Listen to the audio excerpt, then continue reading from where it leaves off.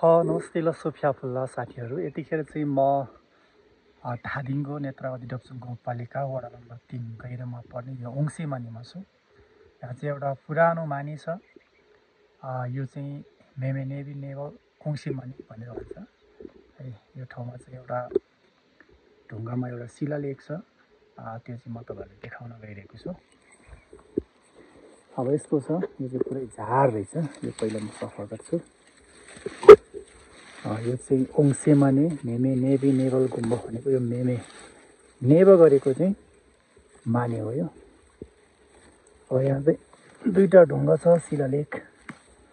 अब यहाँ अलिकति कलर पनि लगाएको रहेछ। अब यहाँ के लेखेको छ भने अझै ढुङ्गामा पुरै खोपेर राखेको छ। अब तपाईँहरूले देख्न सक्नुहुन्छ भिडियोमा। यो चाहिँ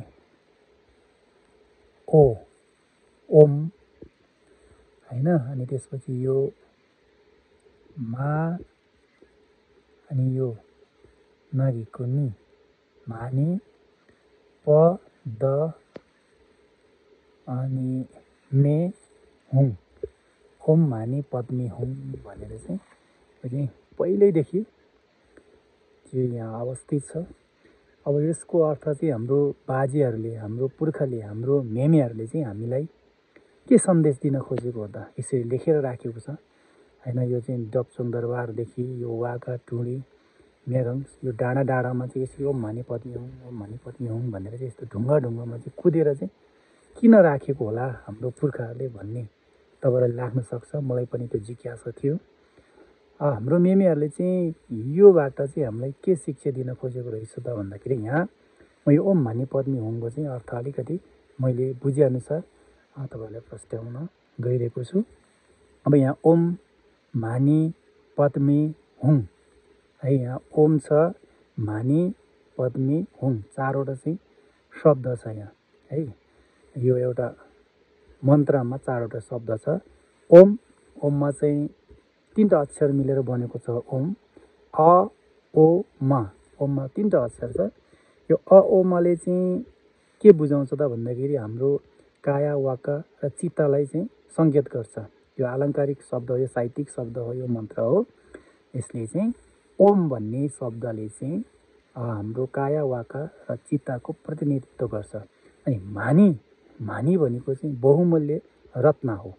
त्यो बहुमूल्य रत्न चाहिँ हामीले के गर्छौँ त भन्दाखेरि हामीले बहुमूल्य रत्नहरूको चाहिँ हामीले के गर्छौँ, गहना बनाएर धारणा गर्छौँ, लगाउँछौँ। त्यो बहुमूल्य रत्न के को रत्न त भन्दाखेरि पद्मे भनेको चाहिँ ज्ञान र प्रज्ञाको चाहिँ प्रतीक हो है। ज्ञान र प्रज्ञालाई चाहिँ पद्मेले चाहिँ जनाउँछ। अनि हुङले चाहिँ के जनाउँछ त भन्दाखेरि यसलाई चाहिँ जोड्ने काम गर्छ। केले जोड्ने काम गर्छ त भन्दाखेरि ज्ञान र प्रज्ञा सँगसँगै त्यसको चाहिँ माने त्यो धारणाशील र सदाचारलाई चाहिँ जोड्ने चाहिँ काम गर्छ। यसले जोड्ने भन्ने अर्थ जनाउँछ हुङले। भनेको चाहिँ अब हामीले चाहिँ हाम्रो मानव जीवनमा हाम्रो चाहिँ भनौँ न, हामीले चाहिँ हाम्रो शरीर वचन र कर्मलाई शुद्ध राख्नुपर्छ। कसरी शुद्ध राख्नुपर्छ त भन्दाखेरि शील र सदाचार धारणा गरेर।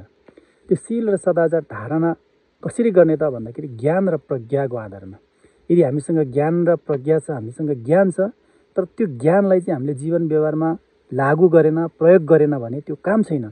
त्यसकारण त्यो ज्ञान र प्रज्ञालाई चाहिँ हामीले के गर्नु पर्यो, धारणा गर्नु पर्यो, मानव जीवनमा लागू गर्नु पर्यो, व्यवहारमा चाहिँ प्रयोग गर्नु पर्यो, व्यवहारमा चाहिँ लागू गर्नु पर्यो हैन। हामीले सिकेको ज्ञान र प्रज्ञा, हामीले जति पनि जीवनमा हामीले प्राप्त गरेको ज्ञान छ त्यसलाई चाहिँ जीवन व्यवहारमा लागू गर्ने भन्ने हो यसले चाहिँ है, मानीले चाहिँ। अब त्यो हामीले सिकेको, हामीले प्राप्त गरेको ज्ञान र प्रज्ञाको गहना हामीले धारणा गरेर के गर्नु पर्यो, हाम्रो मन वचन र कर्मलाई चाहिँ शुद्ध राख्नु पर्यो भनेर चाहिँ हाम्रो मेमेहरूले चाहिँ हामीलाई यसरी बुझाइराखेको रहेछ। तर यसलाई चाहिँ हामीले चाहिँ बुझ्न चाहिँ सकिरहेको छैन। हाम्रो विडम्बना भन्नुपर्छ। हामीले हाम्रो मेमेहरू कति चाहिँ अब भनौँ न दूरदर्शी रहेछ। भावी पुस्तामा चाहिँ हाम्रो सन्ततिहरूले चाहिँ यो कुराहरू, हाम्रो धर्म, हाम्रो संस्कृतिहरू भुल्न सक्छ है। यो हाम्रो धर्म संस्कृतिहरूलाई विधर्मीहरूले चाहिँ नष्ट गर्न सक्छ। र एउटा यस्तो समय आउनेछ हाम्रो सन्ततिले हाम्रो धर्म र संस्कृति, हाम्रो रीतिरिवाज, हाम्रो चाहिँ लिपि चाहिँ खोज्नेछ।